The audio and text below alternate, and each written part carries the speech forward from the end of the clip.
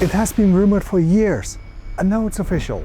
Walibi Belgium is taking its rough old wooden coaster, Loup-Garou, and rebuilding it into a massive world-class hybrid. It will be at the heart of a brand new zone called Festival World, themed around New Orleans and Mardi Gras. So what is actually changing? And just how big a deal is this for Walibi? So Walibi is taking Loup-Garou, the park's aging wooden coaster, and handing it over to American manufacturer Rocky Mountain Construction, RMC for short, for a full hybrid conversion. If you have not come across the term, a hybrid coaster keeps most of the original wooden structure, but swaps the track itself for steel. That's what lets it run smoothly and pull off intense elements that the old version never could.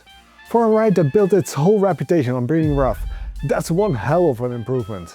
And if you want to know whether they can actually pull this off, look at Untamed at Walibi Holland. RMC took a similar worn-out Woody and turned it into one of the best coasters in Europe. This 2026 season is your last chance to ride Loup-Garou in all its glory. Work begins in January 2027, right after the winter event, and the new coaster is slated to open in the spring of 2028. So the coaster will sit closed for the 2027 season. Now the numbers. The new coaster will stand 49 meters tall, or about 161 feet, with a first drop of 47 meters, or 154 feet, at an angle of 89 degrees. This is steeper than Baron 1898 over at the Efteling. And at 1231 meters long, or just over 4000 feet, it becomes the longest roller coaster in the entire Benelux. The top speed should land around 106 km per hour, or 66 miles per hour. But the part I'm most curious about is what Walibi isn't telling us yet.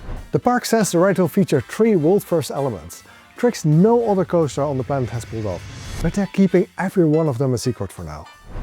And I'm wondering how many inversions this coaster will have. We can at least see one massive dive loop, but as for the rest, we'll have to wait for more details. What do you think these secret elements could be? Let me know in the comments below. But the new coaster is only half the story. This new version of Loup-Garou is the centerpiece of an entirely new themed zone called Festival World. And the whole area around it is being rebuilt from the ground up.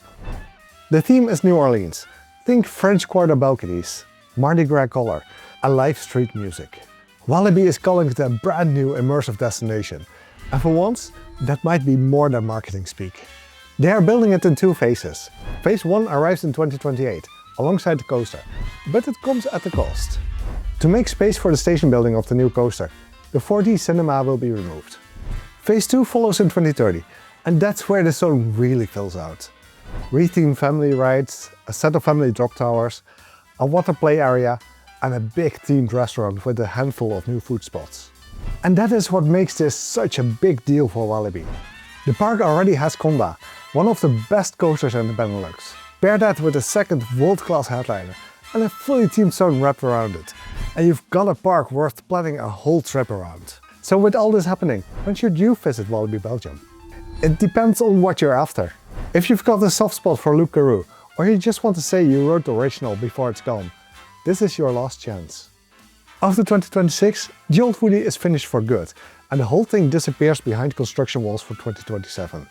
But let's be honest, the version everyone's actually going to want to ride is the one opening in 2028. So if it's the big new hybrid you're holding out for, that's the year to plan your visit. However, Walibi Belgium is an amazing day out right now, RMC or no RMC. Kondaa alone is worth the trip, and the park has got plenty more to back it up.